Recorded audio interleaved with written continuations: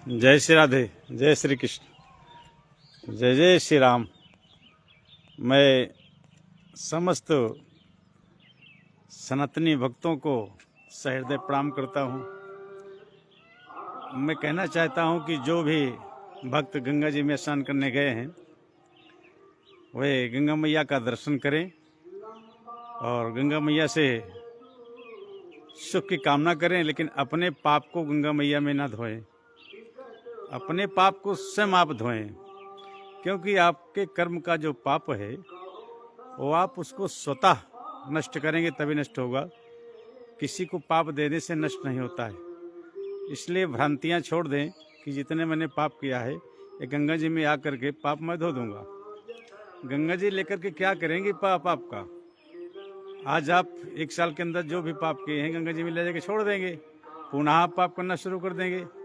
तो गंगा मैया से ये आग्रह कीजिए कि हे मैया, मेरी प्रवृत्ति बदल जाए, मेरी सोच बदल जाए, आपराधिक जो मानसिकता है ये हमारी आपराधिक मानसिकता समाप्त हो जाए।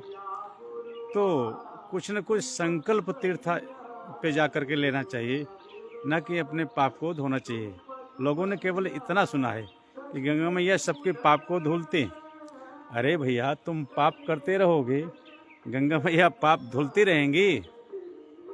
अरे अंधविश्वास में मत फंसो। गंगा मैया पवित्र करती हैं केवल आपको, लेकिन आपके पाप को धोने की शक्ति तो केवल आप में है। आप प्रायश्चित कर लीजिए, पाप करना छोड़ दीजिए, उसके बाद गंगा स्नान कीजिए, तो आपको जो फल मिलेगा वो बड़ा ही अनुपम फल मिलेगा।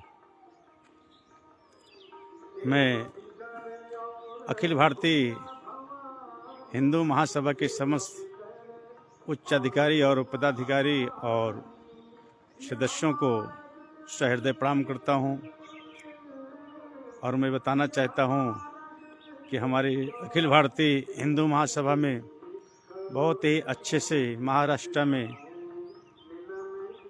प्रोग्राम किया गया। हनुमान जी का चालीसा पढ़ा गया, बड़े धूमधाम से हनुमान जी का उत्सव मनाया गया।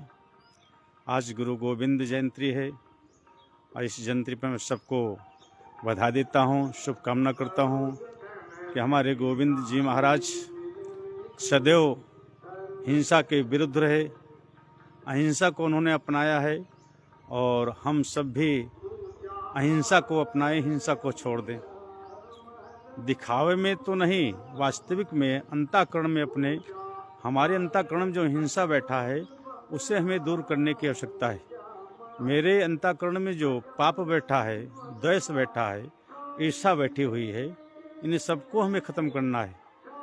तो आप लोभ से, पाप से, ईर्ष्या से, द्वेष से व्यक्ति आपके हो जाए तो समझ लीजिए आप पवित्र हैं।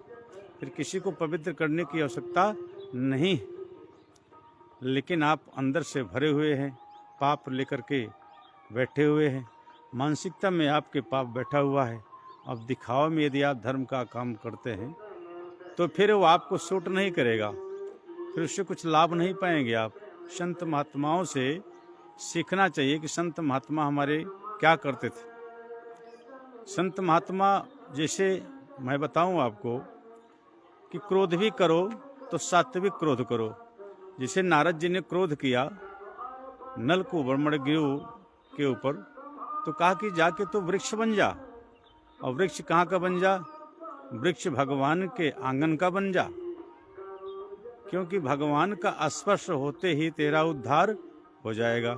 तो ऐसे संत महात्माओं की तरह अगर क्रोध करना है तो क्रोध करें, जिन क्रोध में सात्विकता हो। वो भी क्रोध जो है करना जरूरी है, आवश्यक है, लेकिन ऐसा क्रोध ना करो जिससे किसी का नुकसान हो जाए।